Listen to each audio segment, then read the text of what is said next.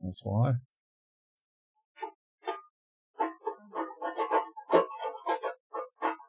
Yeah, they're saying your mic's off. Yep. I know. You guys have too much stuff in that room. It's all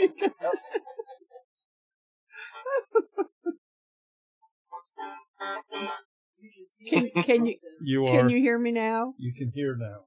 You can speak now. And we're not even on Sprint. Can you hear me now? Oh, Tammy, that was the guy over there. Okay, there we go. No, we had you a were cable just all disconnected. you were just all going deaf, and I had to learn sign language really fast. So I hope you all had a wonderful day. April Fools. It's snowing here in Ohio. Yeah, it's April Fools. That was all planned. Yep, we have company here from Tennessee who left the nice warm weather to come here and freeze their tushes off. Literally. So, this live has been a long time coming. Met Josh 2 years ago at the HOA in Virginia. He was coming up towards the concession stand where we were selling the clothes. I was in charge of that morning. So story is, he walks by and he says, "I bet you don't know me." "I bet you I do." And I told him what his name was, his channel name and his name. And he goes, "Oh, okay, guess you do know me." So I just happened to catch him on one of his lives last month. And I says, "Josh, you owe me a live stream." And he says, "Yes, I do. Go ahead and plan it." And I had everybody in the channel saying, "There you go." And I pursued that man. So here he is. And we made a special live just for Josh. Oh, man. That's right. So are we going to let him out? Let him out. He's out. Let him out. I messed up already. So if you have a question, put it in How all you guys caps. doing, man? I've been jamming on the banjo over here. Going to be a fun night. Yeah, I hope so. Oh, yeah. Wish I could see the comments. This is my Johnson banjo. It's the big Johnson banjo right there. Bought that thing about 20-something years ago. Wow. Yeah, believe it or not, traded it to my brother for a pistol after I sold it to him. He's like, "Man, I ain't never playing that thing that smelled like Marlboros for at least a year. I think all the Marlboro smell is out of it now." Oh. So did you used to play in a band? Yeah, I played in several bands. The last band I played in was, it started out as a 90s alternative band, and then went over into, I started writing some country songs, and we started doing some country stuff. And about the time I got enough songs together for us to hit the stage, everybody got DUIs but me, and that ended that. Living the Dream is asking, how do you stay so awesome all the time? It has to be exhausting. I don't know about being awesome. I just know I just work hard, man. That's just it. So I don't sit still well. We were talking about that a little earlier. I just don't sit still well. This is the most I'll sit still today. Well, aside from sitting in here in the office room with the computer. That's called ADD. That's it.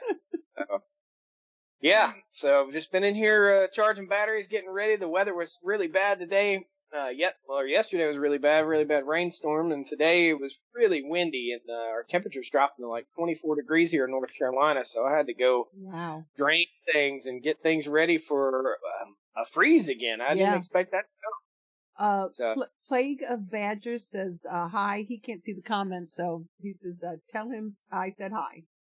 Hey, Chris.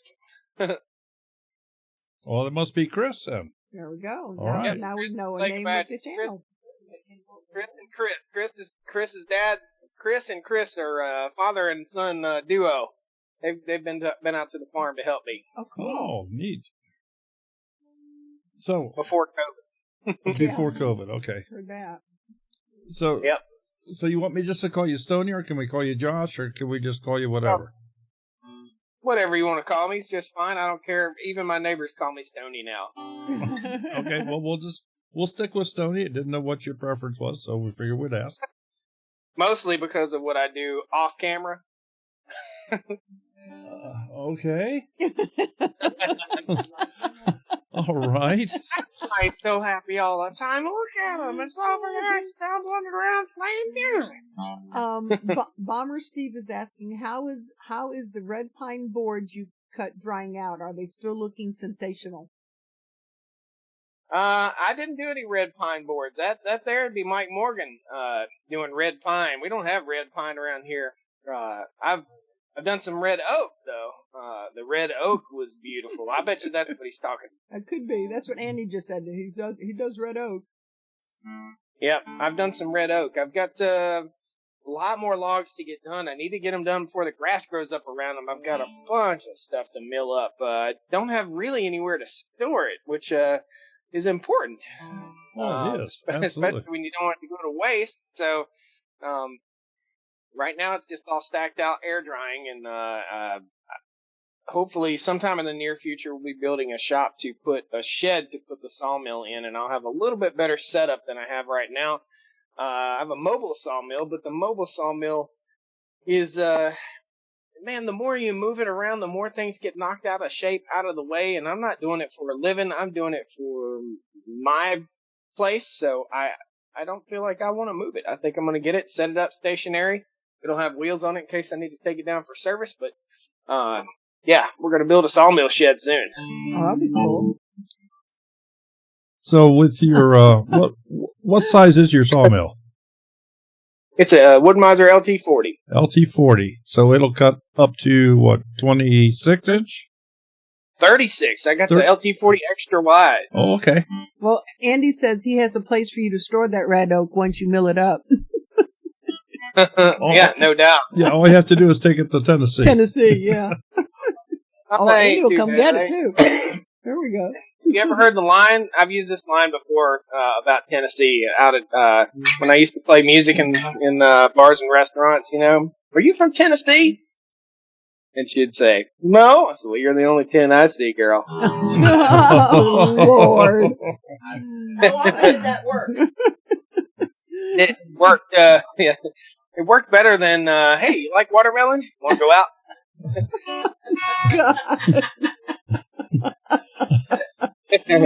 Welcome to the Stoney Ridge Comedy Hour.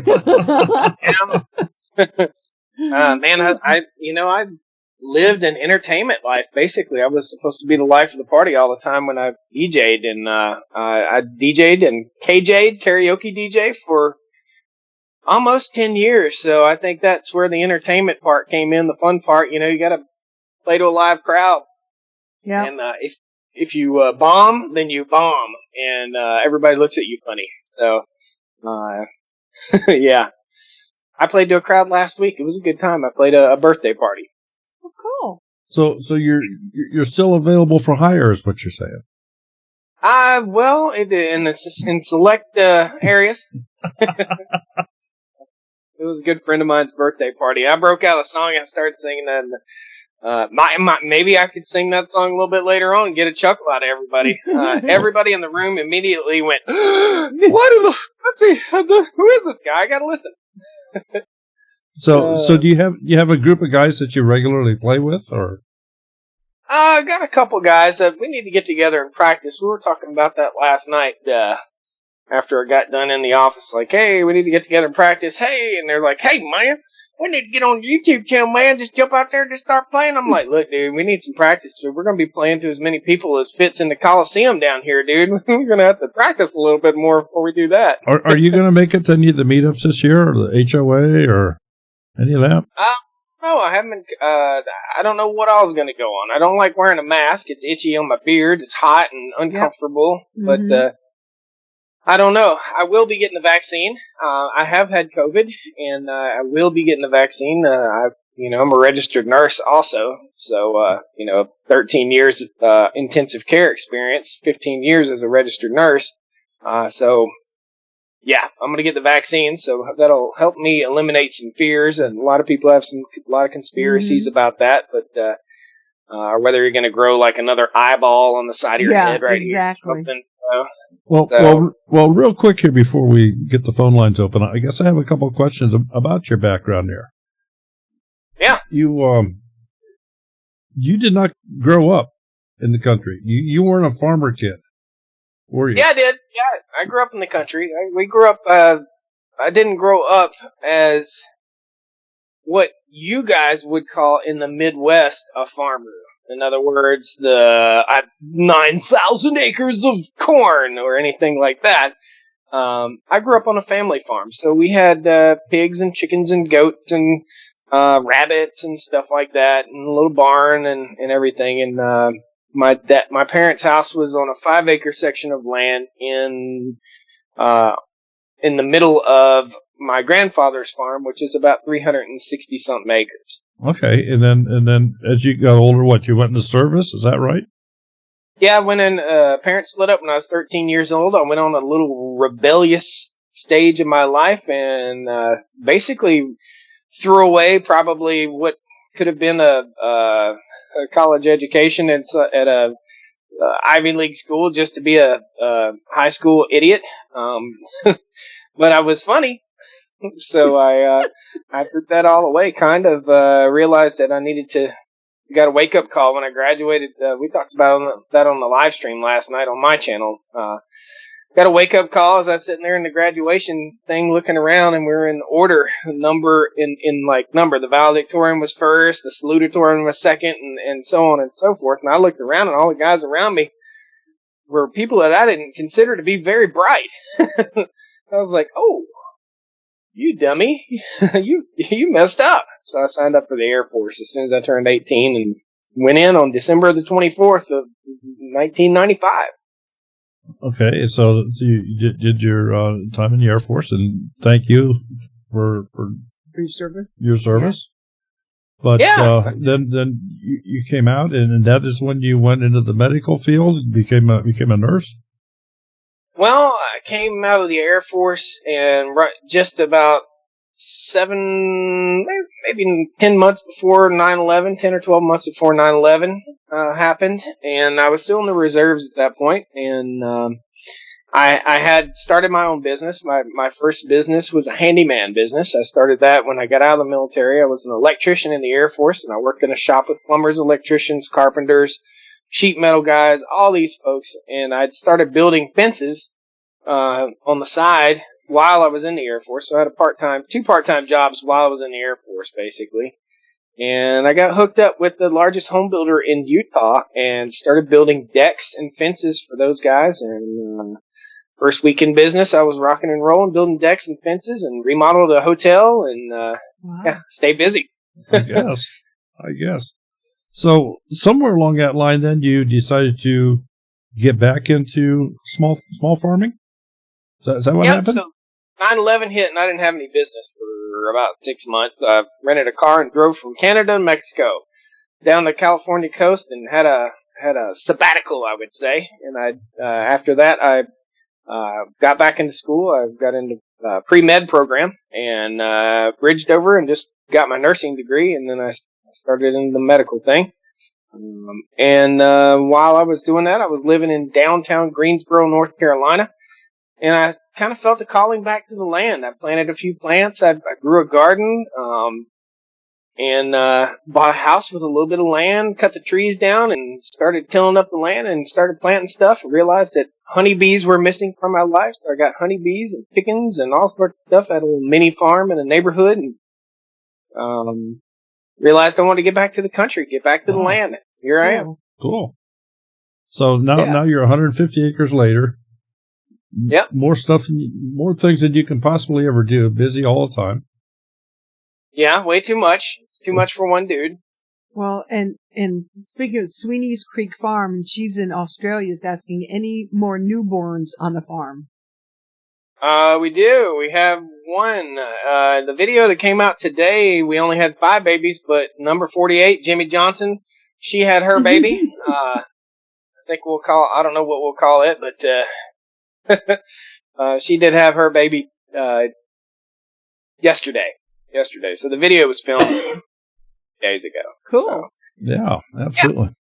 Well, I'll tell you what. Let me get the phone line open up here. And, all right, open her up. And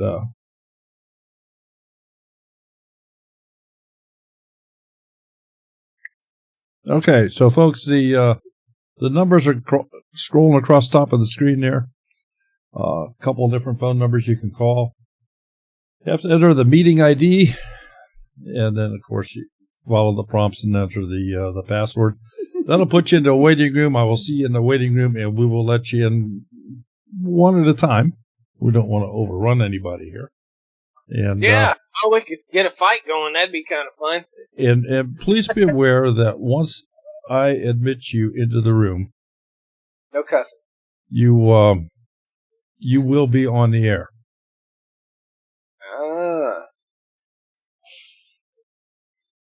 Living the dream. Well, I'm try to stop scratching my face. We can't have dead air here, so what are we going to talk about here? Who's going to call? What's my guess on the first question somebody's going to ask me? Are you ready? Yes. Have we got anybody in queue yet? No, but we have a question here. Living the dream. How do you mentally handle not being able to work when you're sick or too injured? Well, you lay on the couch. Mentally handle it.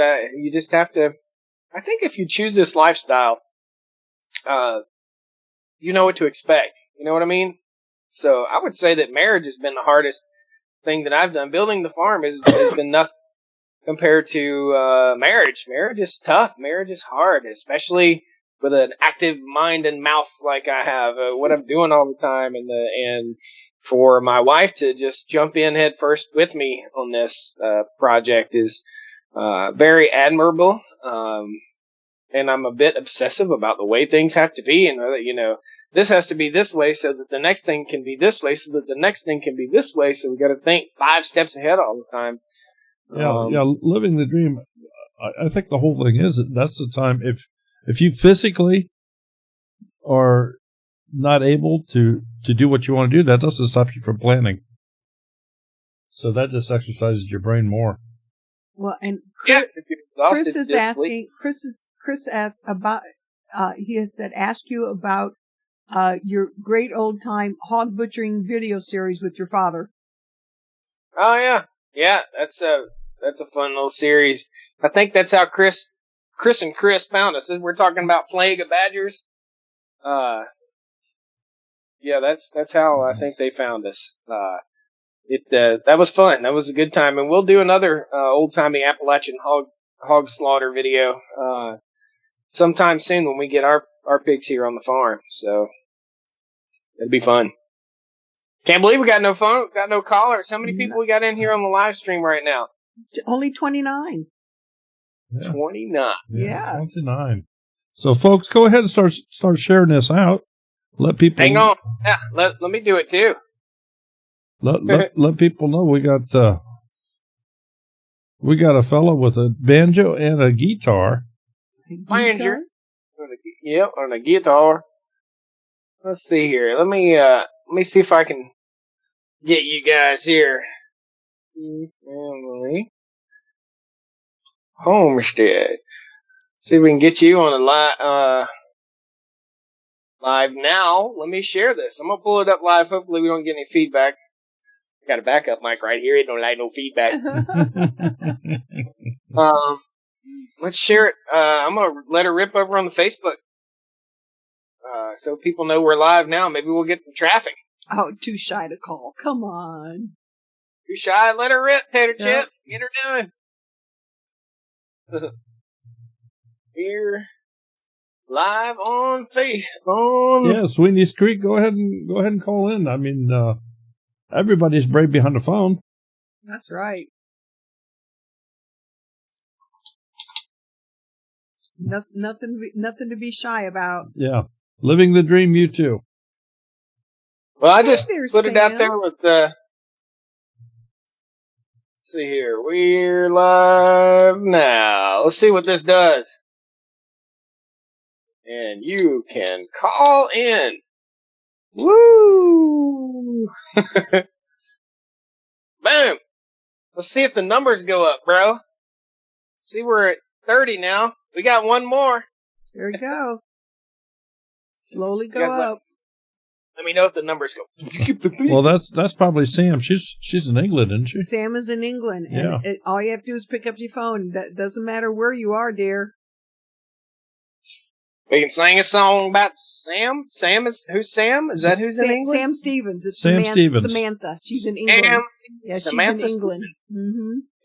The witch, the sheep. Sam Stevens, are you in Gloucestershire, England? Where are you in England?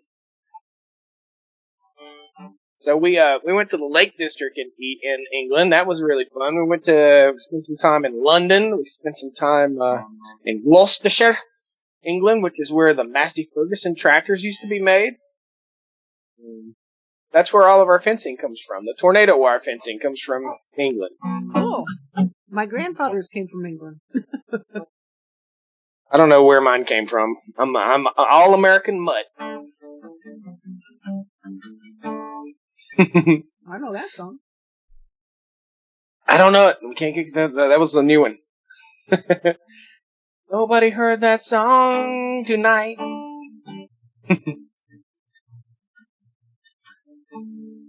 So She's in Midlands. Midlands. Yeah.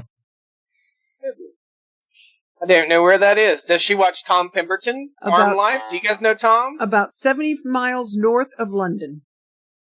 Okay, good deal. So, man, that's almost near Scotland, isn't it?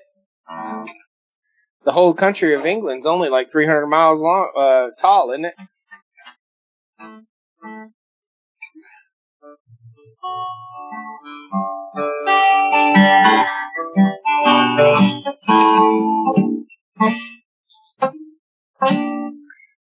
Is anybody out there? Yeah, there's been a few more people come in. We're up to 36 here now. So for those of you that just stopped in, welcome.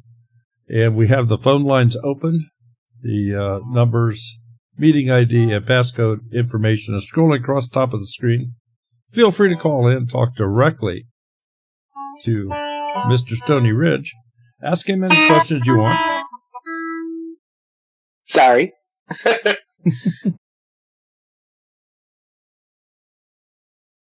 Yeah, they're gonna. What kind of questions are we gonna get? First question: what's your favorite tractor? It could be. Could be.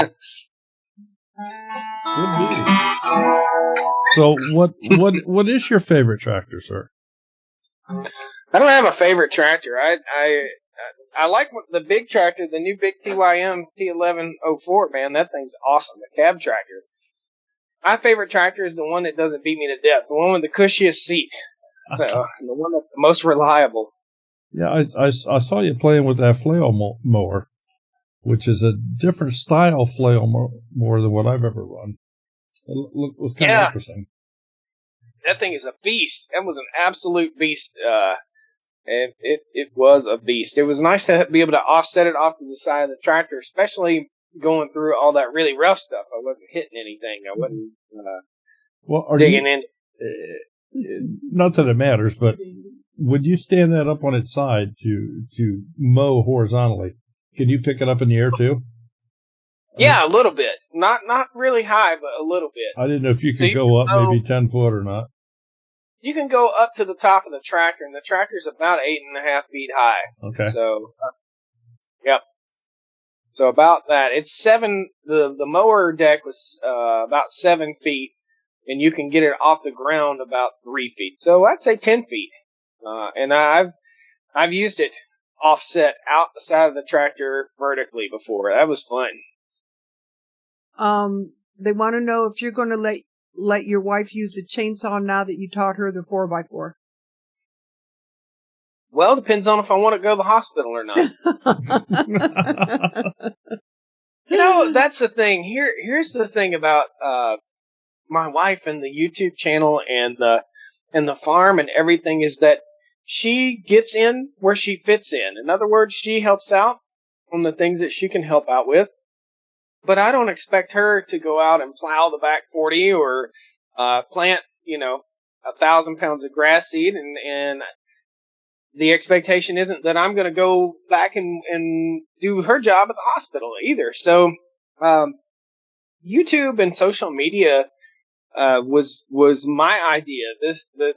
The whole social media thing was my idea, and I'm blessed to have her with me, and I'm blessed to have her along with me and working with me. But I'm not going to shove it down her throat. get my drift, I guess. Okay, Josh, we've got a caller here, so let's get him in the room. Hot dog. This is Daryl. Who's calling, please? Hello, this is Anthony from Cajun Country. Anthony from Cajun Country. Can you hear him, Josh? Yeah, would like that spicy. Woo. Go ahead, Anthony. Well, no, sir, you got to keep it muted, baby. I've got my 9-year-old, my 8-year-old, she'll be 9 in a couple of days. She's watching with me, and she wanted to call and say hi to Josh. Well, Hi. say hi.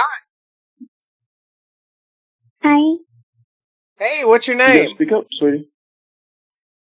Sarah. Hey, Sarah. How are you today? Good. Can you give me a big woo? woo? Cool. Hey. There we go. Right on. You tell them that you got to see them, their cows. I got to see your cows. Yeah, the baby cows today. Did you see today's video with the baby cows? Yeah, Yep, they're cute, huh? yeah. So, Josh, quick question for you, and I'll let it get off here for everybody else. How many cows you got total now? We're at 30 total right now. So we've got 24 brood cows and 6 calves right now. Enough to So work what's you. what's the goal? The final goal? Just 30's pretty tough. 40 is good. Would probably be about the max that I can handle on this piece of property that we're working with right now. The biggest problem is that the winter time, you've got to have that stockpiled forage for the cows to move around on. And, like Greg Judy, I'm a big fan of Greg Judy and the regenerative ranching and also a big fan of Joel Salatin. But you've got to have the space for those cows to graze intensively. And what I'm finding, I'm learning how to start this intensive grazing program. And what I'm finding is it takes a lot of time and material do that and to learn it, and you get a lot of angry cows too. The cows are like, "Rah!" Every time I go over there right now, they want to be moved. They want to move to fresh grass right now, and I'm not moving them until day after tomorrow. They're like, "Moo!" Stuff like that. So 40 is the end game probably for now. well, we love the content. Keep up the great work. Right on, man. Thank you. Appreciate it. Bye. You gotta say it louder. Bye. Bye-bye. Bye, Sarah. Happy birthday. Thank you. Right. Woo! Heaven's Gate Cherry Farm is asking if you plan on putting an orchard on the farm. Did already. Planted 50 fruit trees, and the deer destroyed them. Oh, Just my. totally destroyed them. So we planted rows of thornless blackberries. I had like 3 rows of blueberries, 3 rows of thornless blackberries, and 50 or 60 fruit trees. And I've got like 6 fruit trees left. And I just had the wildlife officer up here to the farm to give me a permit to take care of my deer problem and also a muskrat problem. That video is going to come out pretty soon about the muskrat problem we've got in our pond. They're destroying our pond dam right now. So, yeah, fruit trees are great. Bad thing about I planted fruit trees, and the fruit trees were about big as this finger when I planted them. And like 5 years later, they were only about big as my thumb. So, I don't know that our soil is very conducive. The pear trees did really, really well, and some of my peach trees did well, but the apple trees are growing super, super slow. Never enough time. If you were to give advice on 5 most important things to look for when purchasing land. Water, number 1. Rocky soil or versus not so rocky soil. So you need to look at the quality of the land. The way the land lays would be number 3. So water is most important. the lay of the land, the rockiness of the land, man, gosh, access to the land. Whatever you're buying, you need good access to the land and the knowing of the neighborhood and the area around you. So in other words, go and visit that piece of land. We visited this piece of land, or I did, 7 times before I bought it. I came out here in the morning, in the evening. I came out and watched traffic. I wanted to see what it was going to sound like, what it was going to be like. And that's how I settled on this. And understand that buying the land is the easy part. Making it what you want it to be that's when the work starts. And that's when the money starts, really. Money starts flowing out. Carol from A Fishes and Loaves Life. How long have you been doing videos, and how do you have time to push content and do all you need to get done on the farm? I work my butt off. Answer question 3 last. I started doing videos. We're pushing the, I guess, 5-year mark. It'll be 5 years in September. So a little over 4.5 years, which is the amount of growth that we were talking about this earlier, me and Daryl, the amount of growth that I've seen over a 4-year period here has been exponentially better than most of the people that are doing the same things that I'm doing. And I've seen, I don't know, I don't even know if you call it, I've seen a lot of channels doing similar stuff, very, very similar, almost identical stuff that I'm doing, like building chicken tractors and stuff. And I've seen some channels like pretend like, I came up with this idea. So it's kind of funny. As I grow, I see more people doing the things that I do. It's flattering. I guess the best way to flatter somebody is to mimic them, right? Sure, absolutely. Yeah. So, but it's grown really, really fast. It's only been a little over 4 years. So 4 years, and that's about 4.5 years now. And Sam Stevens is asking if you plan on getting any other animals. Yeah. Plan on getting some goats. We're gonna call them fence goats. We're gonna get some fence goats. So I want some goats that are trained to a collar, so I can move them along the fence, so they'll mow the fence line. I'll just move the water and the goat every day down the fence line and let them mow the fence lines. Oh, yeah. Really? That's an idea I've got. I don't know if it'll come to fruition or not, but I hope so. Did you see that from Sweeney's Creek up here? Apparently, Josh, you did an interview with Temple Grandin. I did. I flew to Colorado to sit down with Temple Grandin, one of the most world-renowned cattle handling and livestock handling experts in the world. So the question was, did you enjoy your interviewing Temple Grandin? I did. And if you guys don't know who Temple Grandin is, Google it. I'm telling you right now. She's got a movie out. I don't know if have you guys seen the movie? Both the Two Family Homesteaders. Have you guys seen the Temple Grandin movie? I know we haven't. No, we have not. But we can make sure we do. Homework assignment for everybody watching right now. Go on to Amazon Prime or Netflix and watch the Temple Grandin movie. You will appreciate it. Then watch my interview with Temple Grandin, and you will really, really appreciate it. So she's an autistic person that is a college professor at the University of Colorado. And she's a very, very smart lady. I told her when I was sitting there, I could just sit here and talk to you for like 50 hours straight. I could just talk. She was just awesome. Very, very good. Rustic Ranch Garden is asking about how many goats should you start with? 0. Oh my goodness. You take a cup. Okay, so you build your fence. Here's how you do it. Build your fence first, then get your goats. Do not depend on Premier One electric netting to keep your goats in, because you will have goats. They'll be in. Their head will be in the fence. So my suggestion is to start with 4, probably 3 or 4. A little goat herd, that'd be fine. But get your fencing right before you do that. And you're not going to keep them in with just an electric fence. You need a physical barrier for goats. You really do. Guys, I'm opening the window in here. It's hot.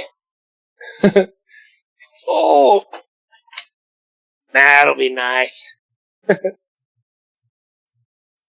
So, if you're going to do goats, also do goats with a purpose. So either they're little weed eaters for you, or they're going to be meat goats or milk goats. So do them for a purpose. Don't just go willy-nilly out and buy some goats unless you just enjoy, and you will enjoy the goats for about 6 months to a year, and then you'll realize, what am I going to do with all these goats? Because they'll multiply, and so you've got to do it.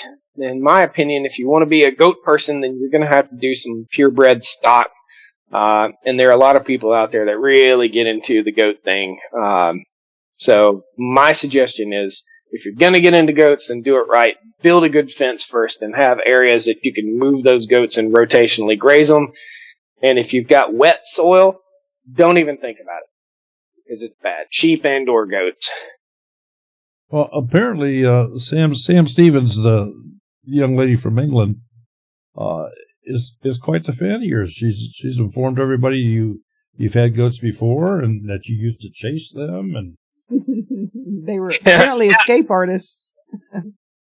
They were quite the escape artists. In fact, we were at the beach. We live in North Carolina, so we've got the mountains and we've got the beach. We've got my wife and I had gone to the coast for a vacation. I got a phone call 3 days later while I was sitting on the beach having a nice cold adult Badger's milk.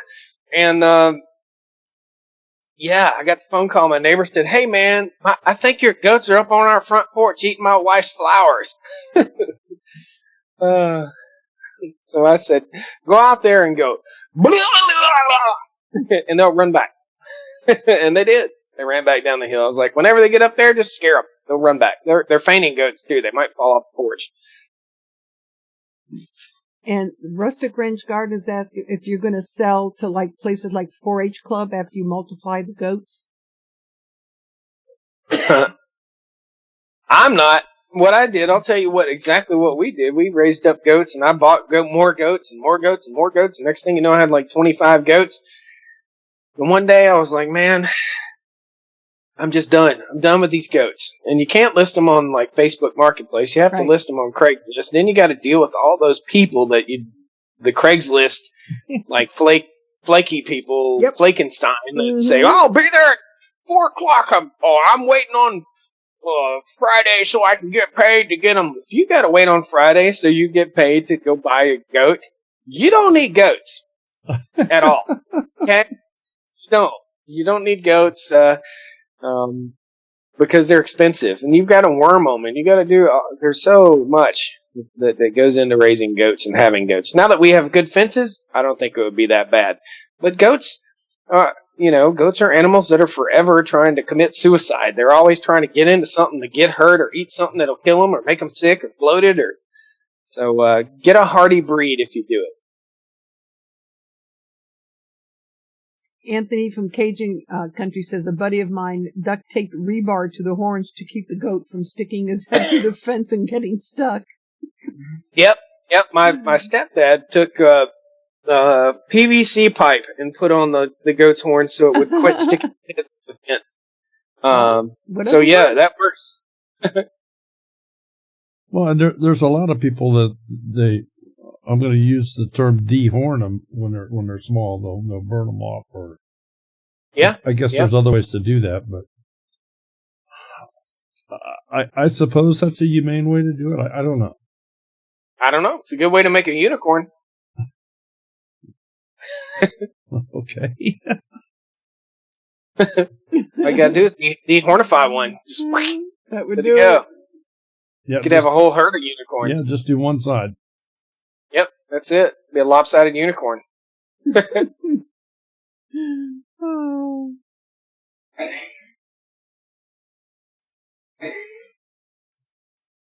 Yeah. Man, I can't believe nobody's calling. You guys need to call. How many people we got in here now? Are we topping 40? We got 55. We got 55 people in here. Phone lines are open if you want to call, folks. Yeah, call. I swear, it's You got is it a 929 number? Is it a 1-800 number in there too? There's no 1-800 numbers, but with cell phones nowadays, you don't need that. There's a 929, there's a 689 area code. So there's a couple of different area codes. It's all anonymous too, isn't it? You just get in the room, tell your name, and oh yeah, don't be scared. Call in. Yeah. Chris is asking, when is the new order of meat birds coming? The week of the 15th of April. So in 2 weeks. In fact, I bought some chicken feed today for them and forgot that I already have like 10 bags of feed. So we'll hopefully have plenty of feed.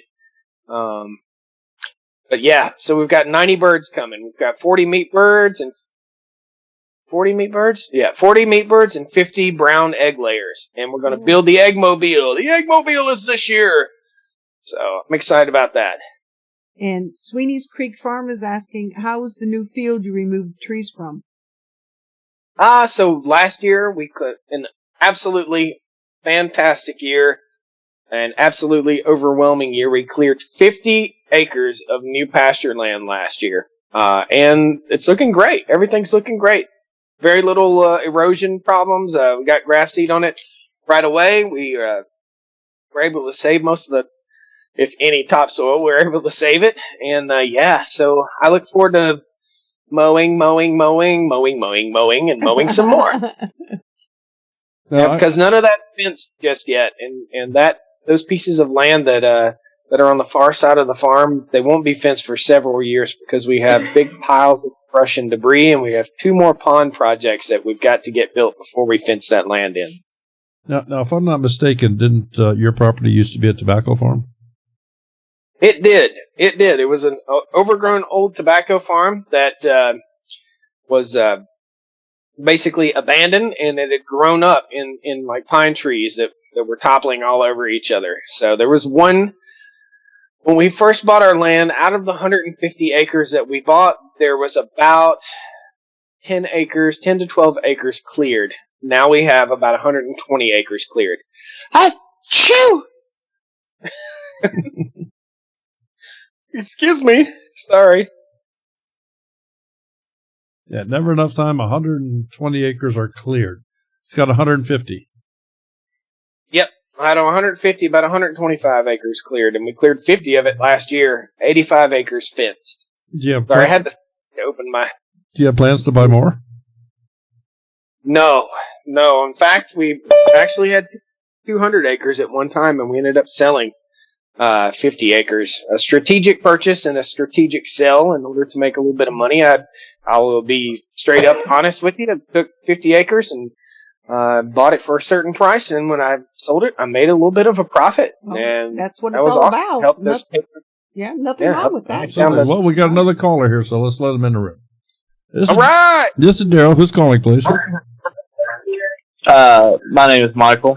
Hi, Michael. Michael, you are live. Josh can hear you. Go right ahead.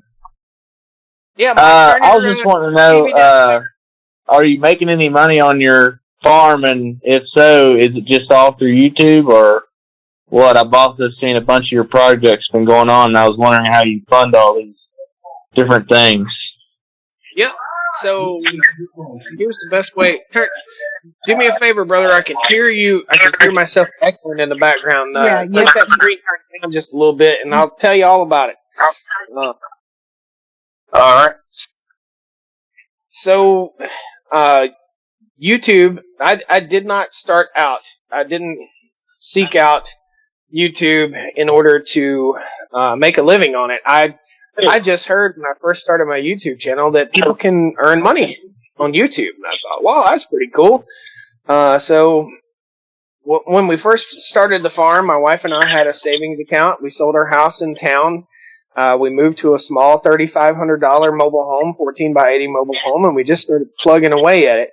The YouTube channel got started about a year into the project, and it took me about 7 or 8 months to get to that 1,000 subscriber mark. So out of the 4 years I've been on YouTube, 7 months of that was just getting to that monetization point where you can start earning money on YouTube.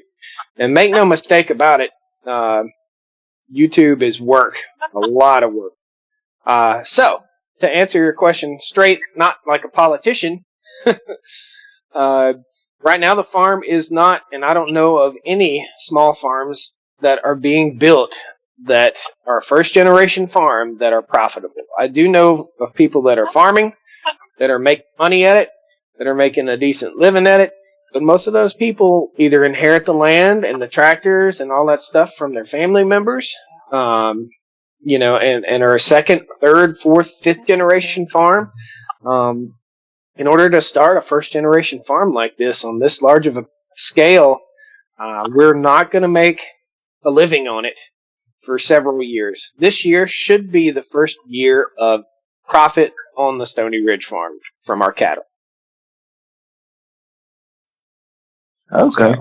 Well, thank you, sir, for your time, and it's nice to talk to you. I've been watching a bunch of your videos, and I just want to know, I always see these projects and everything, and I'm just like, how is this possible, on such a large scale to be a first-generation farmer, So, but I thank you for taking the time to answer the question and everything. Yeah, and I will tell you 100%, man, if not for what's happened here is the dream of owning and building and having this lifestyle here, this rural lifestyle, this country life, this starting a farm. YouTube has provided me the opportunity to build that dream and to build that life, and it's just been a super awesome adventure. And it, like I said, some people go to college and become doctors so that they can buy a piece of land and have a few cows. For some reason, me being a personality on YouTube and having all these projects and all this fun stuff has afforded me the opportunity to continue to build and grow. And we don't have any car debt. We don't owe for any vehicles. I don't have a boat and a big camper or anything like that, man. We live very, very simply. I mean, we probably spend $400 a month on groceries and make tractor payments. I hear you there. That's it. Well, thank you, sir, and have a nice night. Yes, sir. Take care. Thank you. Thanks for calling. More people call. Let's have some fun.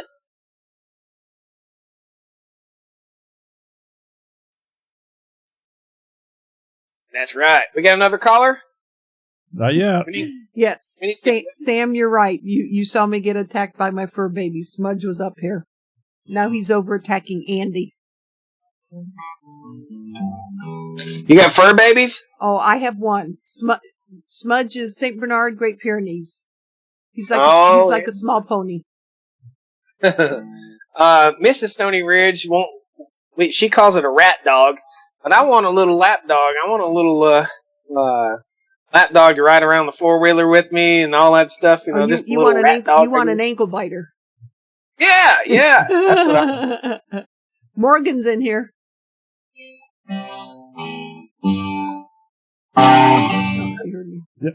Yeah, Morgan Gold has entered the room. Morgan, how are you doing this evening? Feel free to jump on that phone. Morgan. Goot Juice Hot Sauce. Now that is a channel name. That's too cool. Juice Not Sauce? Yeah, that is too cool. Morgan, the phone's number's up there. Why don't you call in? Yeah, everybody call in. Again, it's no gimmick. This is real. We're here.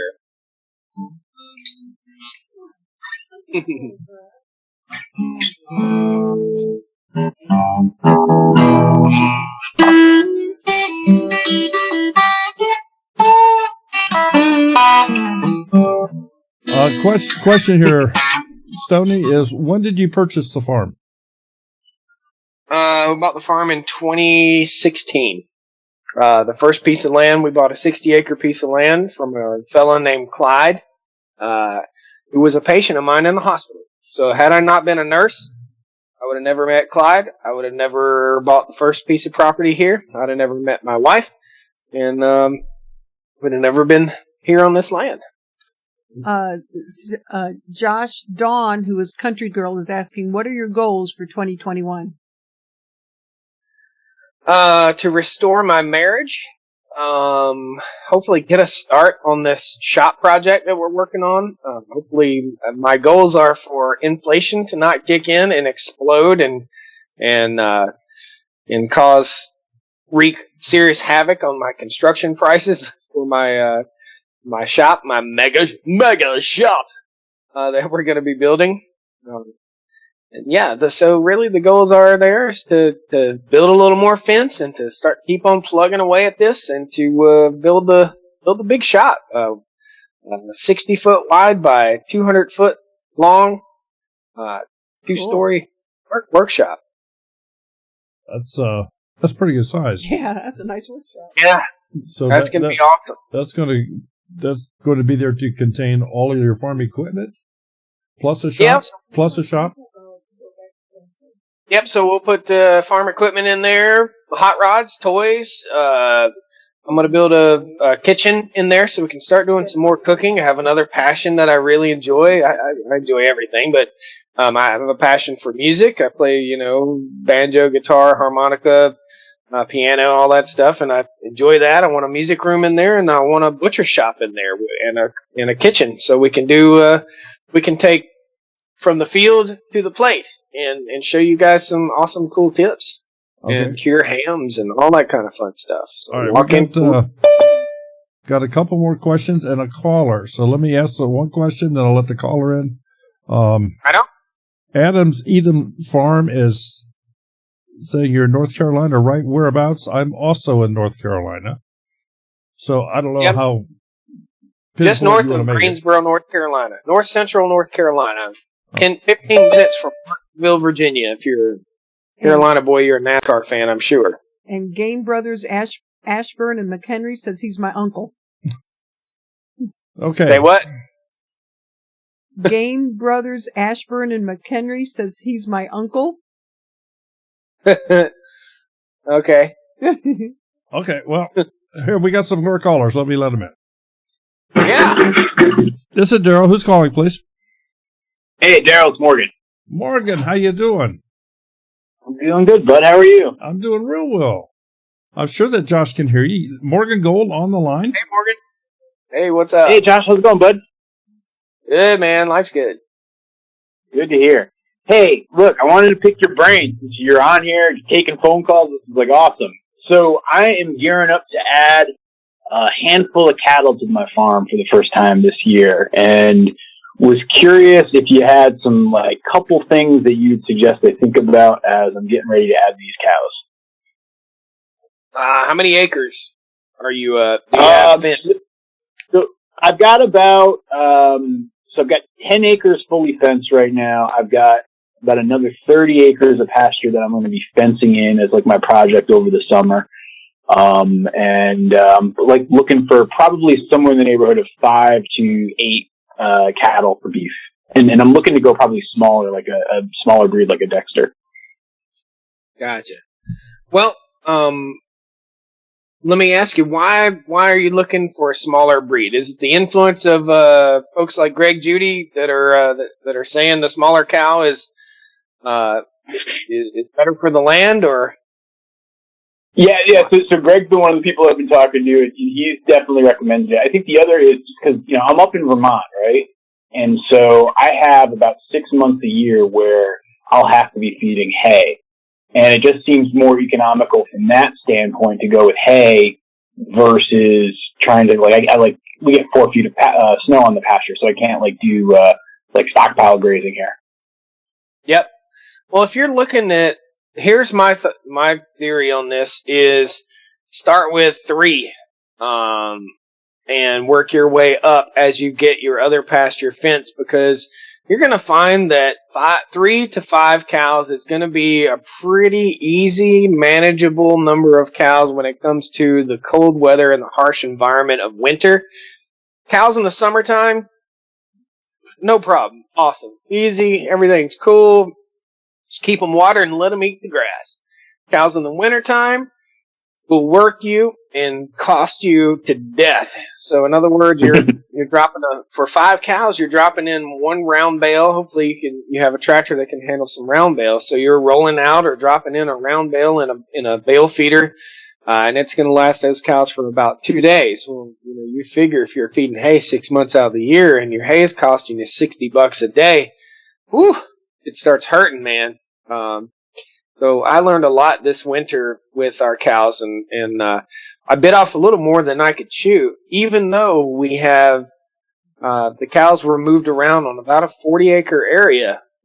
I still had bit off more than I could chew over the winter with feeding these cows. So start small. 5 is nice. 3 to 5, and you can manage them and you can enjoy them. Once you start getting up to the 10 and 12 and 15 mark, then you start really, really working, and you're busting ice out of water tanks, and you've got health problems, and you've got, on a small scale like that, it really becomes an arduous task. So, and don't go to the sale barn and buy them. Yeah, you know what? I actually just got back from a trip to the sale barn on Monday, just to I've never been to one and never seen anything like it, and I gotta say, I'm glad I was not really seriously considering going that direction, because it doesn't seem the way to go there. Yeah, if you do go to the sale barn, then buy feeder calves, and find somebody that brings in off of one farm 3 feeder calves. And I honestly don't think that a cow such as a Dexter or South Pole or something like that is going to consume that much less food than an Angus cow. But if you watch next time you go to the sale barn, go because it's fun to watch. But watch the black cow versus the brown cow versus the white cow versus the black cow with the white face. Watch the prices of those things, and those black cows bring more money. They just bring more money. Oh, it was amazing to me, looking at that, because I said, this is the first time I'd ever gone to a sale barn, and the black cows were going for probably 10 times the price of a Holstein calf or something like that, even the Jersey calf. It's amazing. Yeah, you're looking at $25 a head, or $25 to $50 a head on a Holstein or a Jersey calf.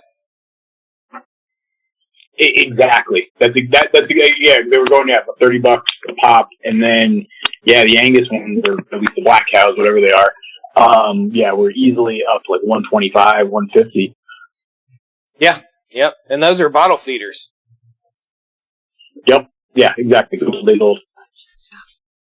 Yep. So odds are the bottle feeders that you're going to buy at the sale barn that are an Angus cow or whatever cow that's not a dairy cow, odds are that's going to be from a mother that wouldn't nurse. So if you're buying a cow with that genetics, with the genetics of a mother that won't nurse, odds are that little heifer might not nurse either. So that's my thought. 3 to 5, buy yourself a steer, for your family, and raise it out, grass feed it however you want to. But start with 3 to 5. Start small, little Carter Farm and Ranch tank, and you can switch tanks, have 3 of them out there and never run out of water. You'll never have to worry about a baby over in the water tank. But that cold Vermont weather and busting ice out of water tanks sucks. Yeah, no doubt about it. Awesome, man. Well, good talking to you, and good talking to you, Daryl and Sherry. See you guys. Talk to you again, Morgan. Thank you. Thanks, Morgan. Okay. And we have another caller here. This is Daryl. Who's calling, please? Have 3 of them out there and never run out of water. You'll never have to worry about a baby. Turn your down, man. Hello, I'm sorry. Okay, you gotta turn your sound down. Done did. We did. I'm sorry. We was listening. No problem. I know who this is. I can tell by the accent. You sure do. Well, you know who we are. Yep. Well, howdy, friend. Go ahead and tell him who's calling. This is Lazy Acres Homestead, and I'm April. And I'm Glenn. And we're eastern or western neighbors. Oh, right on, you Tennesseans. Yeah, we're in. Have you ever heard of Elkin, North Carolina? Oh, yeah. We're right beside it. We're in Jonesville, Yadkin County. And I was going to tell you, we've been watching you for a very, very long time. I ain't going to say from the beginning, but I know it was very close. Yep. And all of your videos on preserving pork and this, that, and the other. Those are awesome. Thank you. Appreciate it. Yeah. So you guys watching. So you're the ones. Yep, we're the ones. Now, we have a bunch of pigs, and I know it's not really cold enough here much anymore to... Okay. To do any hogs, but that's a lost art, and a lot of people, don't know how to do that. And we watched you and your family do it, and you just do really good videos. And I just want to say thank you for all you do. Thank you. I appreciate it. I work real hard at it, and hopefully can bring something different, breath of fresh air to the world instead of what all's going on in our crazy world right now. Got that right. Yeah. Yep. I like the one too on doing the chickens, how you catch them on the back and pull them in high. Oh yeah. Yep. Yeah, you cut. Yeah, that's where we learned to do our meat bird steps. But we just wanted to say hi to you and tell you thanks. And you're as nice in person as we thought you were. Well, thank you. Have we met? Have we ever got to meet? No. I wish we could. But well, April, he is. Take our word for it. He is. Well, he seems like he's got a very good personality, and I just want you to know there's a lot of people that appreciate you. Well, thank you. I appreciate it. I try. Absolutely, and we here at Two Family Homestead are absolutely pleased that he took the time this evening to join us and do this for all you folks out there. Exactly. Yeah. Thank you very much. And I'm gonna go ahead and Glenn wanted to know if anybody ever want to stop in and say, hey, do you let people come to see you? Or? Well, here's the thing. With COVID and all this craziness going on, I haven't really had a whole lot of visitors to the farm. Most of the time when you come to the farm, because I don't meet a stranger, so I'll talk to you till your hair turns blue. It takes up about 3 hours of my day. So what we're doing right now is I'm waiting to get this shop built, and then I'll have like a day, like a farm day where people can come up and get a little tour or something like that. So soon, but not yet. I guess is the answer. Because we understand that with all the COVID.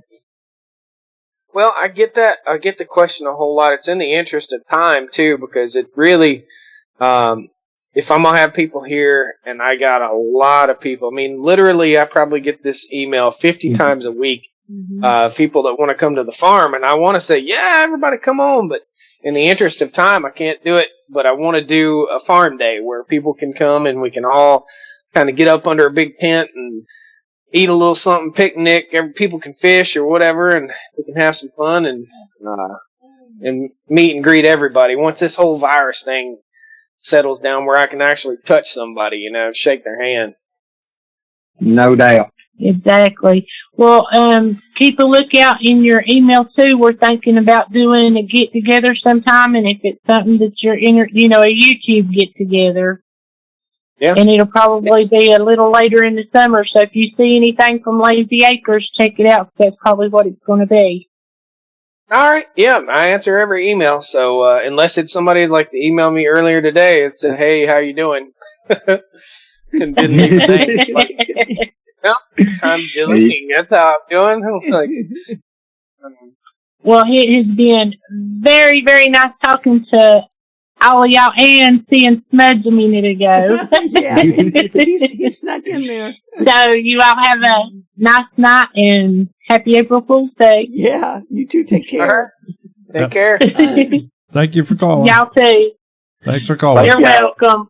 Bye. Josh, I'm supposed to tell you that Blake McHenry is watching. Blake?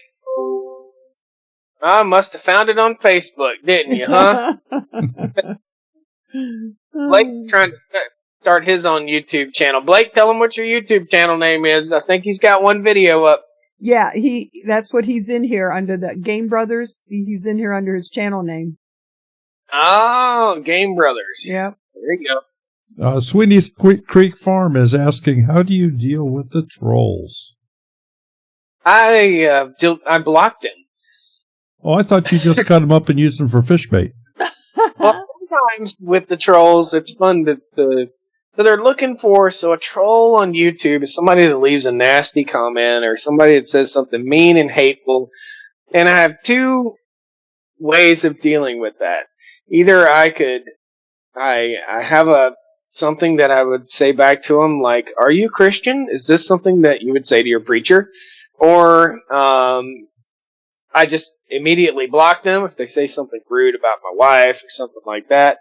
Or sometimes I'll send them a merit badge for a link to Amazon I'm like, here, you'll like this. And I send them a link to a Amazon a merit badge for complete a-hole. I love it.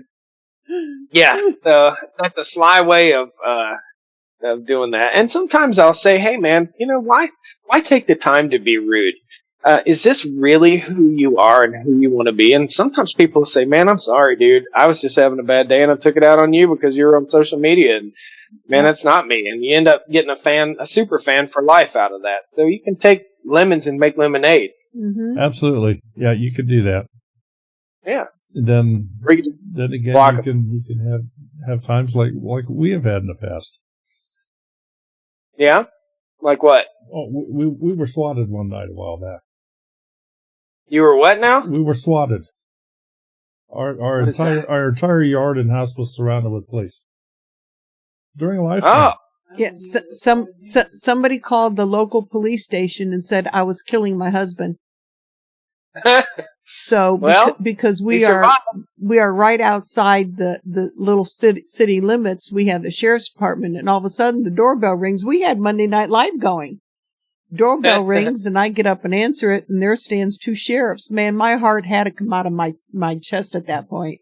Oh, and the house was surrounded. We had sheriff's department all around the property. SWAT team out there. And so I invited them in, and everybody live was still going, so they could see these two cops standing at the door thinking, what in the heck is going on? And I looked at one and I looked at him and I go, Andrew?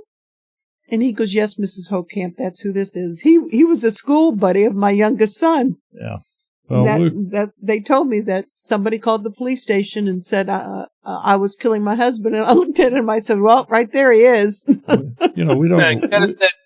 You guys took long enough. Yeah. Yeah, we don't. Where have you been? We don't know all the local law enforcement. But he's been reincarnated. Yeah. So. Yeah, and then the next night, Morgan called and had a pizza delivered from Domino's to our house. Yes. So, yeah. So the following night, the doorbell rings again. Yeah, we'll get another call. But anyway, so I work really hard to keep our gate up at our house. So you guys have been up here, the gate down there. The gate and the fence kind of keeps people 300 yards out. Yeah, we don't have that luxury, but yeah. Anyway, that's all part of YouTube, I guess. That's the bad part. That's the ugly side. Well, your life is your own. Your put yourself out there. Now, yep. Now I don't know if you're familiar with Camp Patton Family Campground.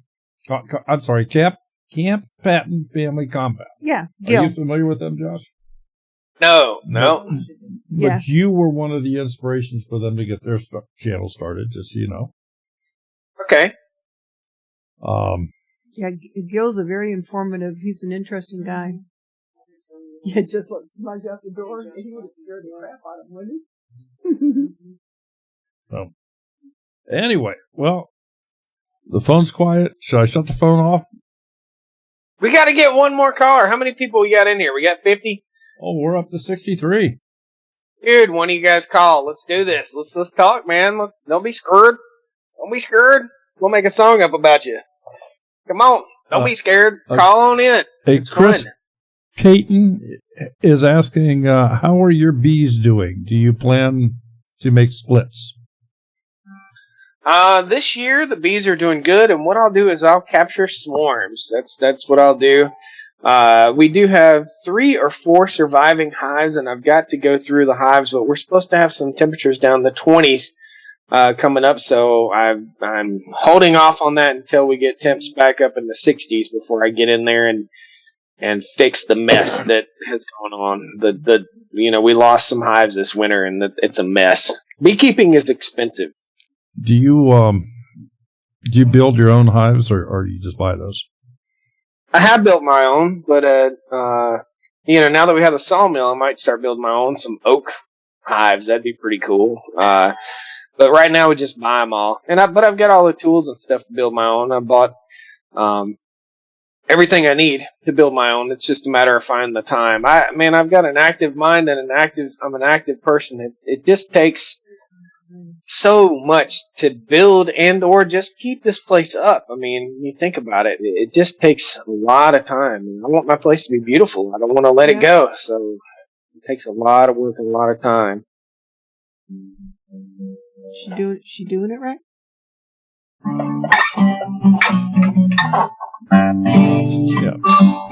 Yeah. And obviously this is working, but folks, if you want to call in, you dial either one of the numbers up there, and a little robotic voice will welcome you and say to enter the meeting ID, which is a series of numbers. It's 3 numbers, then 4 numbers, and 4 numbers. And you press the pound sign. Then they'll ask if you have some sort of a user ID, which you do not. So you will simply press the pound sign a second time. And then it'll ask for the password, and that's a 6-letter ID or 6-number ID. You put that in and press the pound thing. It'll ask your name, and you can just say who you are and press the pound again, and you're in. You are in the meeting. And obviously it's working. We've had a number of people. We have a caller right now, so I'm going to answer the phone. This is Daryl. Who's calling, please? This is Gil at Patton Family Compound. Here we go. This is the gentleman I was just telling you about, Josh. Hey, Josh. This is Gil at Camp Patton Family Compound. All right, here it is. I've been following you for. All right. He's doing a song on you here, Gil. Pretty Gil. Okay. Yeah. Gil, what's your so Patton Family Compound? What's your favorite hobby to do at Patton Family Compound? Hobbies?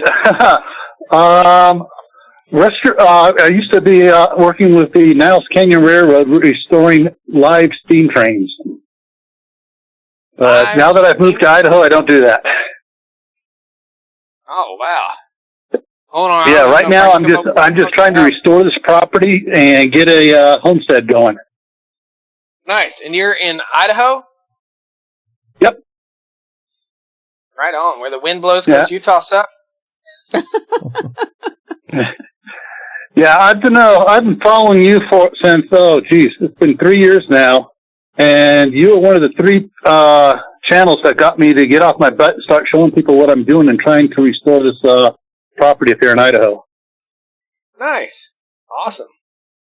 So are you in, so Idaho is a vast place. It is, if anyone hasn't been to Idaho is, alpine. Idaho is high desert country. Idaho is, beautiful Rocky Mountain, I think the Cascades go into Idaho. Is that right? We have the, Grand Tetons. Okay, the Tetons, the Sawtooth in Idaho? I'm in southeastern, in between Idaho Falls and Pocatello. So you're near Heath with Red Poppy Ranch. Are you near Heath? Heath is about 80 miles south of me, and Dirt Patch Haven is about 5 miles away. Okay, good deal. Good deal. So I lived in. How far are you from the Utah border? There, are you about an hour and 10 minutes away? Hour and 20. I'm in a little town called Basalt. We're 1/4 mile square, and we're actually a city. 1/4 mile square city of farmers and preppers. Okay, and is it spelled BASALT? Yep. Yep, I've been through there. So I lived in Ogden, Utah for almost 10 years. My sister lived in Draper, down just south of Salt Lake for quite a while. Yep. Now she's in Texas. Nice. So Draper is near. If you went down to visit her, Draper is right near where Footloose was filmed, where the Lehigh Mills is down there. Have you ever seen that? Yep, I've been through Draper as well. I actually had to go into Draper in 75 because they had bad freeze there, and I came up there to help them fix their water pipe. And then in Draper, her brother-in-law's house froze up, and I went over there and fixed them. I'm a plumber. Among other things. Awesome. Well, cool. Yeah. Idaho's harsh country. It's beautiful out there. Yeah. Yeah, most people are surprised to find out when I see all the stuff I'm doing as far as, trying to get the place all lining up, is that I just retired 2 years ago from the U.S. Department of Homeland Security. Okay, cool. Were you were you up there at a military base, at an Air Force base close by, or? Nope, I was at the Federal Security Directors Coordination Center. I was the senior Executive Coordination Center officer and the Emergency Management Coordinator for Homeland Security. Gotcha. Do you know we employ somebody for Homeland Security to watch the dumpsters at our local dump site? Most of the stuff I did was just work on plans to how to deal with earthquakes, floods, fires, hijackings, pandemics, which was totally ignored this last year. Deal with wildfires, power outages, and stuff like that for the federal response. Cool. How many acres are you on there in Idaho? Originally, I had a 5-acre lot in town here. And then about a month and a half ago, we bought another acre directly across the street because that guy was upscaling from his 1 acre to a 5-acre lot down in Blackfoot. So he came over, hey, you want to buy my place? I said, sure thing. So the original house, my daughter and her husband and 4 kids are in there. And so my wife and I are staying across the street so we can get stuff done without being inundated by 4 grandsons going, ah! Yeah. Now, let me ask you, do you guys have those little things they call goat heads out in your yard where your kids can't run barefoot or they'll come back with goat heads stuck in their feet? In the yard, no. Other places, yes. And I just got done putting down, about 60 pounds of the Lily Miller pre-emergent to try to keep them from germinating. And then I got a bunch of other herbicides to go around between the fence line and the street where they get the thicket. If they do germinate, to kill them quick. Yeah, tell these guys I'm ready from Ohio about goat heads and what a goat head is.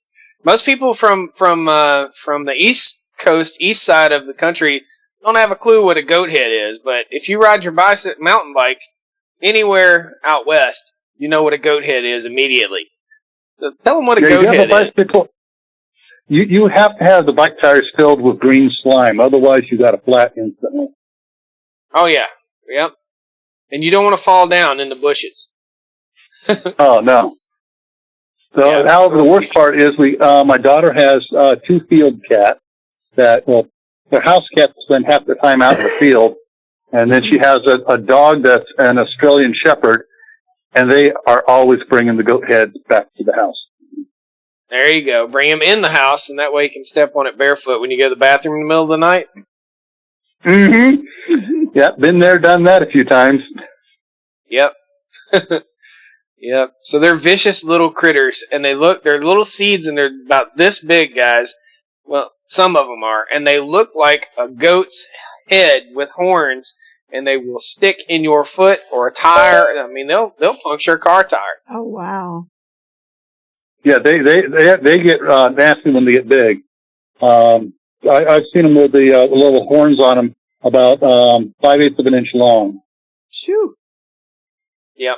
Wow. Yep. It's rough stuff. Yeah. Well, Gil, talking to you, man. I'm glad you called in. Yeah, well, it's been a while. YouTube has put me in the dungeon. I'm getting hardly any notifications anymore of anybody going live or putting out their videos. When I do get it, it's a week late. Well, so, I'm constantly searching to see who's up and going. They stopped doing the email notifications, and I think that was a huge mistake, especially for the fan base for the homesteader, farmer type, because those guys are getting, their phones aren't going to be blowing up all day long like a teenager's phone's like, oh, whatever, notification, whatever, they're always on their phone anyway. But for people that are, I guess, age and older, the email notifications, that was how I knew who posted a video, and the people I subscribed to, I knew they posted a video from email notifications. So I don't get to watch near as many videos as I used to because I don't have time to dig through there. Yeah. It took me about 2 months to figure out how to get the notifications to come up on my computer. And then about 6 weeks ago, they stopped. And it's like, what? Yep. And and then they're hitting a bunch of other homesteaders too. That I've heard that saying that they're not getting the notifications, and a bunch of the prepping channels are getting notifications, like 2-3 weeks late. Yeah, well, a lot of the farm channels are doing really well. You look at Welker Brothers and Millennial Farmer, and those guys' channels are just shooting up. Brian's farming videos. Brian's a buddy of mine. He lives in Ohio. I don't know if you guys have heard of him up there. His videos are blowing up right now. So I don't know. Maybe it's a homestead thing. YouTube's into farm. So right here to my right is a flyer. It's called "Welcome to FarmTube," and it's all about farm channels, and YouTube's really focused on that. You can see the chart there. They focused on farming, and on here's me and Millennial Farmer, Weed'em and Reap, White House on the Hill. Weed'em and Reap isn't really a farm, in my opinion. They're just kind of a family channel. My old buddy Justin Rhodes is on there. Yeah. There's I think some of the channels though that are the homesteader channels that are getting hit. Oh, cool. Yeah, I see that now on the delay. I'm just seeing it on the screen here. But some of the homesteaders that are getting delayed on their notifications, receiving them and stuff, are the ones that also do a little bit of prepping too. Interesting. Yeah, I know it's really weird, but YouTube, who can say what they're doing? Yeah, man, it's a tough algorithm to figure out. There's a lot of math in the success of being being a successful YouTuber. There's a lot of math involved in it. Watching your numbers and being able to read those statistics. I mean, it's really a lot of math. In my opinion. Yeah. So you got to be like busy working outside on the farm and stuff. You don't have a lot of time to go digging into the math. That's it. Or you obsess like me and you sit there all night long and you try to figure out the code of what do I need to do to be successful? How do I do this? So yeah, it was weird. In the middle of February 19th, I spiked with my highest one-day amount of hits on my channel. I mean, it was building up for about a week and a half before that, hit that plateau, and then nosedive. And I hadn't done anything different. Like, what? Interesting. How many videos are you putting out a week? Well, I do 2 live streams, Tuesday night, 10 o'clock Eastern, and Friday night, 10 o'clock Eastern. And I put out 1 or 2 videos a week in between. Gotcha. I'll tell you what I found with live streams, and I've just found that doing too many live streams can hurt your channel in some ways. It'll slow you down. It'll kick you down on the algorithm. And straight from the mouth of a consultant that I work with at YouTube, I've told him, I said, look, man, if I post a bunch of live streams, because like when I had COVID, man, I was sick. I was too sick to get in here and edit. I was too sick to go out and shoot videos. And my channel, I watched it just kind of like you're talking, man. And the live streams were dragging it down for some reason. So, biggest piece of advice I can give anybody for success on YouTube is post consistently and post on the weekend in the morning. So if you're posting at 10 o'clock at night on the East Coast, you're posting a little bit too late on your live streams. You try to shoot for the 8 o'clock time frame ish. In my opinion. Yeah. Well, I've noticed some of the channels, they don't even come on until midnight, and or even after, like 11 o'clock Eastern time. And the one is Prepping 101. He comes on, and by the time he starts, he's got 1,500 people waiting. Yeah, some of the. I think he's an anomaly. He's prepping channels constantly on his live streams. He's got 2,000, 3,000 people in there. It's like, dang. Yeah, some of the prepping channels are especially that way. Yeah, because those people are sitting up all night making soap. Okay. Gil, I got a couple more people waiting in the room here. They're not a problem. Thanks for letting me up here. Let me talk to Josh. Josh, you have a great day. Stay happy, stay safe, stay prepared. See you, Gil. Take care, brother. Gil, thanks so much for calling in. Appreciate you, man. Take care, Gil. All righty. Bye-bye. Bye. This is Daryl. Who's calling, please? Oh, good morning. Yeah, hi, I'm Larry. You're live. Hello. Hey, Larry. They left. All right, let's try another one. Did you hang up on him? That wasn't very nice. I did not hang up on him. This is Daryl. Who's calling, please? Yeah, this is Mark. Mark, how you doing? Hey, Mark. Oh, I'm doing just fine. Mark, I've been watching. Mark, where are you calling from? I've been watching since the Mark. I've been calling from Nashville, Tennessee. Nashville, Tennessee. Okay, well, Josh can hear you, and so go right ahead and ask him. I've been watching since right around 1,000 viewers. Nice, man, awesome. Appreciate it. Well, he's gotten me. He's kept me entertained through some rough times. He's gotten me through a few strokes and a couple of heart attacks. So I just wanted to thank him for keeping me entertained and giving me strength to keep on going. Keep on keeping on, brother, man. We'll keep pumping the videos out as long as you keep watching them. That's for sure. I hope you're enjoying it. Hope you're enjoying the Tool Tuesdays. I still got a long fight ahead of me. I got another rough one going ahead of me. I got diagnosed with early onset Alzheimer's last year, about 6 months ago. To be honest about it. So yeah, I'm trying to enjoy life while I can. Well, absolutely. Heck yeah, I'm going to tell everybody I appreciate them while I can.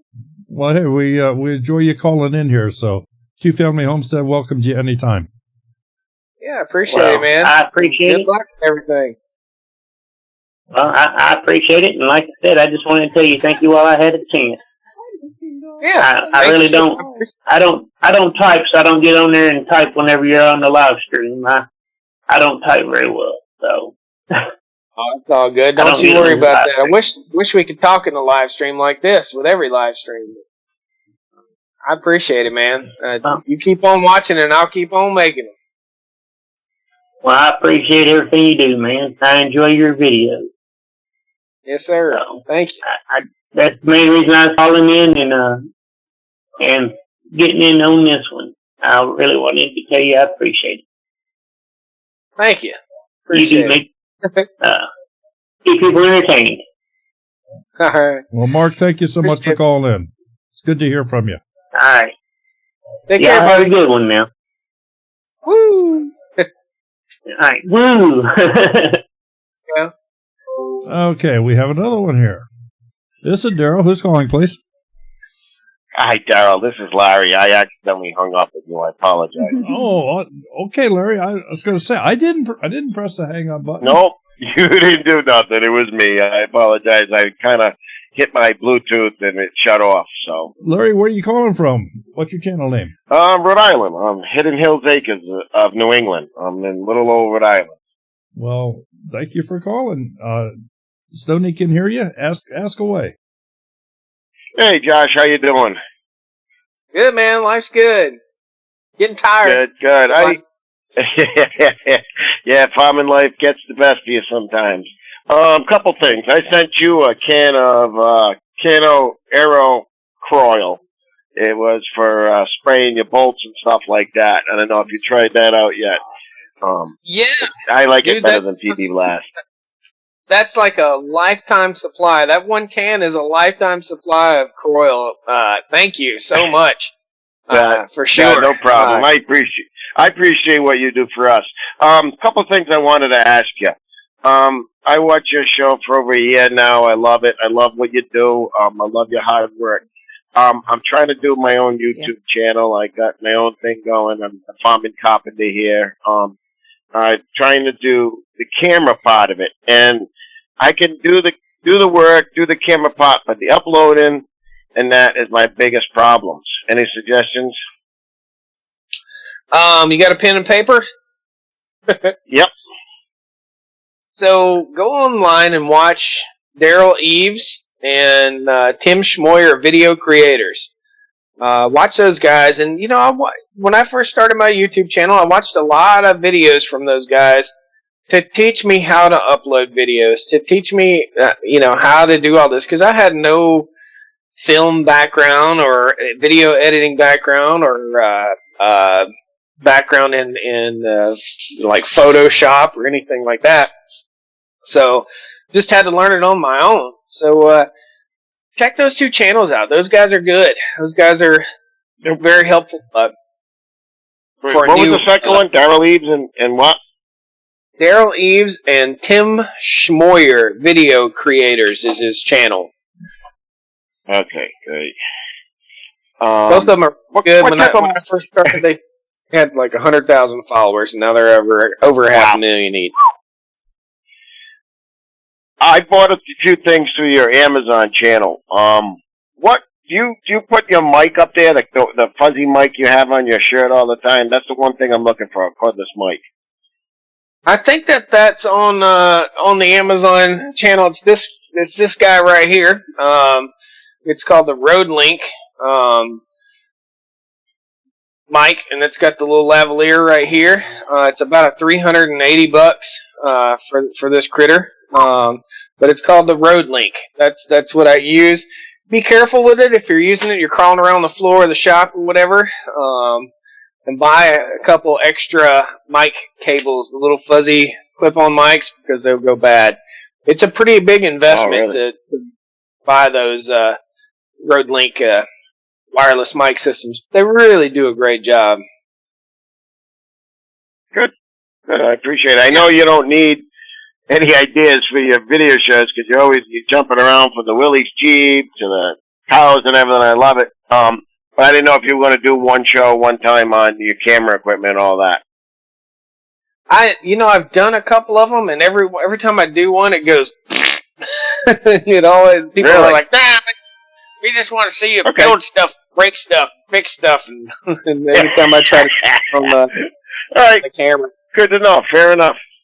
Well, I did like drone reviews back in the day because I've got several drones. In fact, I've got a part of what I do is fix the drones that I break.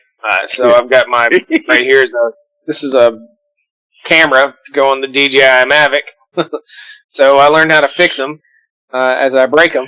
And so, yeah, there's not a lot of gear talk, but I think all that gear is on the Amazon page, and I don't know if you know how that works, but if you click my link to get to Amazon, anytime you buy anything on Amazon, if you use my link, it will help the channel. It will help me because it doesn't matter if you buy something in the store or not. If you just use that link to get to Amazon, anything you buy, I think within the next 48 hours, I'll get a small commission, typically 4% on that. So that's awesome. It's an awesome way that Amazon gives back to creators like me. And you probably already know that. Oh yeah, I bought a few things from you. I got your hats, and I got a couple of shirts. I love them. I love the stupid one. Oh yeah, well, I'm talking totally That's different. my favorite. What was it earlier today? This is the merch. This is the pile of merch over here. Me and Daryl were talking. I've got $7,000 worth of shirts and hats sitting beside me in my house. If you'd ever told me I was gonna have to buy that much merch in order to keep this thing rolling, holy cow! What a big chunk to bite off. Oh, I bet. Well, I appreciate everything you teach and everything you do. I'm so happy to hear that Mr. Stoney Ridge is back, and I wish you the best of luck, brother. Take care. Thank you. Appreciate it. Thanks so much. Appreciate the Croyle. Yeah, enjoy. I use it. I can't tell you how many times I use that. I got a lot of older stuff, so I use it all the time. Cool, man. Well, thank you so much. Appreciate it. Yep. Thanks for the gift. Thank you so much for calling You're in. welcome. Appreciate hearing you. And, Oh, you're welcome. and stop back in Take care. on a Monday or Tuesday or Thursday. All right, I will. I promise. All right. Thank you. Josh, it's been a good evening. I'm down to 12% on battery. Okay. Well, we don't want to hold you up here forever. We've shut the phones down. I think everybody's had a good time. You got any last thoughts for anybody out there? Well, how many people got in the live stream right now? Right now we have 44. 44. Well, I don't follow your dreams, man. Do it. Do what you want to do. Follow your dreams and don't let anybody tell you can't do it. That's my best piece of advice for anybody. You know, if you want to be successful, don't sit around and talk about other people that are successful. Make yourself successful. Surround yourself with success, and you'll be successful. So, work hard at the things that you want in life, and hopefully you'll get them. And if you don't get the things that you want, then sometimes you got to change the things that you want into something that's attainable. Is there a ghost walking behind you? That was Dawn. That was Country Girl. Was just walking behind us. They're visiting. They're here from visiting from It's called Tennessee. Daryl's Ghost of Christmas Past. Go by him. That's right. Yeah. That's right. Sherry, any last thoughts? No, I enjoyed it, Josh. Thank you so much for making time for us. Okay, and from my standpoint, I just want you all to, I want to thank all of our moderators and all of our channel members. If you'd like to become a member, you can click that join button down below. Love to have you. Don't forget, we give back every month to our members. I think maybe Josh is going to play something here, but before he does, remember, do something today that makes tomorrow better than yesterday. Josh, you got some tunes to go out here? Yeah, we're going to rock it out with goats, pigs, and chickens.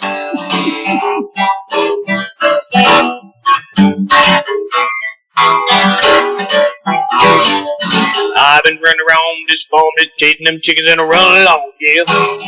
I've been running around this farm, just chasing them chickens and a run along, yeah.